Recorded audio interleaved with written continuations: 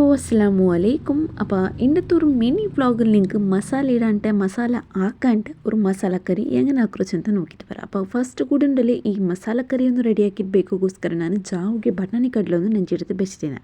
അപ്പോൾ next day morning ಇದರೊಂದು ಕುಕ್ಕರ್ಗೆ ಇಟ್ಟಿತ್ತು. Just ಇದಕ್ಕೆ ഒരു പാതിക്കണ്ട ನೀರುಳ್ಳಿ ಅಲ್ಪಿನ ഒരു ಕಾಯಿಮೊಲವು ನಾಲಂಜು ಹೆಸರು ಬೆಳ್ಳುಳ್ಳಿ ಮഞ്ഞൾ ಉಪ್ಪು ಪೊಡಿ ಅಲ್ಪಿನത്തിൽ തണ്ണി ബീതിത്ത് ഇതിലൊന്ന് 3-4 വിസിൽസ് ಬಂದೋರ್ತೋಲು ಕುಕ್ ಹಾಕಿಟ್ಟು ಎತ್ಕೊಂಡು. അപ്പോൾ 4 ವಿಸಿಲ್ಸ್ ಒಂದು ಆಯೆ പിന്നെ ജസ്റ്റ് ഒന്ന് ഇതൊരു സ്മാഷ് ആക്കിയിട്ട് കൊടുക്കണം. നല്ല സ്മാഷ് ആവട്ടെ. അതിൽ പിന്നെ ബಟಾಣಿ കടലം നല്ല ಬೆಂದತಿക്കട്ട്.